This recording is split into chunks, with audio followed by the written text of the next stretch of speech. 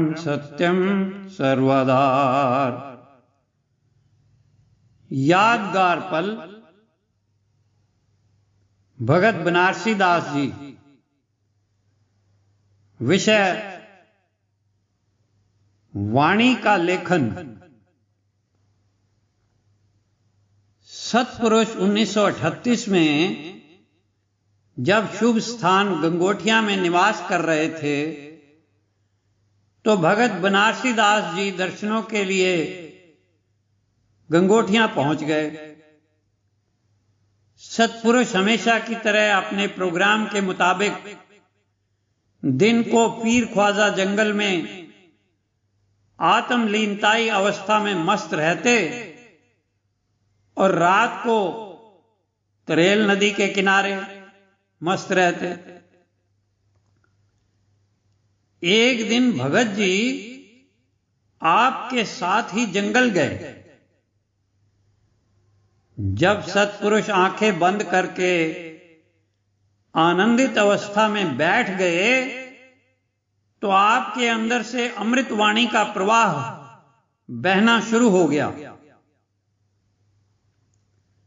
सिद्धांत बताता है कि ऐसी स्थिति में कई महापुरुष तो गायन करने लग जाते हैं या कई नाचने लग जाते हैं और कई वैसे ही वाणी उच्चारण करने लग जाते हैं। इस तरह श्री महाराज जी के अंदर से भी आनंदित अवस्था में अमृत वाणी का प्रवाह उमड़ने लगा। भक्त जी पर अजीब सा इसका असर हुआ और उन्होंने नोटबुक में लिखना शुरू कर दिया। थोड़ी देर बाद जब सतपुरुष ने आंखें खोली, भगत जी को शब्द लिखते देखकर फरमाने लगे, प्रेमी क्यों लिख रहे हो? ये बातें घर घाट का नहीं रहने देंगी। जिस वास्ते संसार में आए हो संसारियों वाले काम करो। भगत बनारसी दास जी ने कहा, महाराज जी कुछ पता नहीं चलता, आपके चरणों में हाजिर होकर कुछ अजीब सी शांति मिल रही है और वाणी कुछ ऐसी प्यारी सी लग रही है कि इसको लिखने लग गया हूं। कुछ ऐसी प्रेरणा हो रही है कि हर वक्त आपकी सेवा में बैठा रहूं और यह वाणी जब जब प्रकट होती है तो लिखता रहूं। तो श्री महाराज जी फरमाने लगे, प्रेमी फकीरों के पास रहना बड़ा मुश्किल है।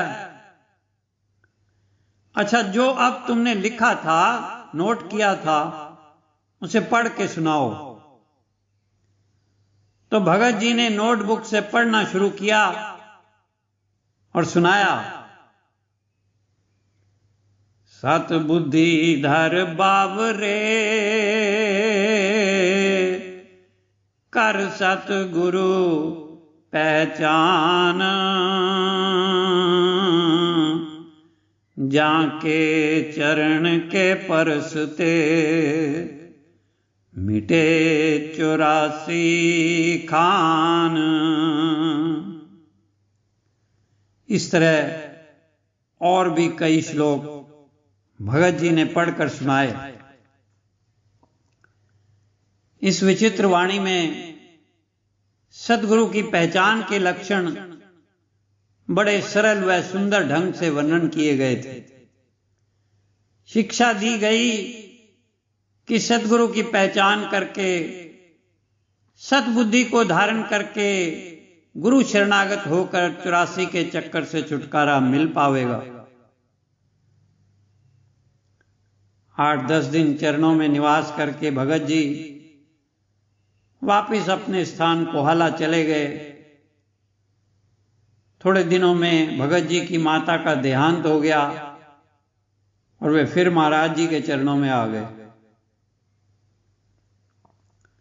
महाराज जी को बतलाया तो महाराज जी ने कहा, प्रेमी जो जीव मालिक के चरणों में जाने की इच्छा रखता हो उसके बंधन प्रभु आप ही काट देते हैं। ये माता जी की मृत्यु का होना, ये सब उस परमात्मा की आज्ञा जानो। मौत को याद करके अच्छे कर्म करो, इसी में तुम्हारी भलाई है। इस जन्म मरण में आने जाने के चक्कर से छुटकारा पाना ही बड़ी बहादुरी है। ओम ब्रह्म सत्यम सर्वदा।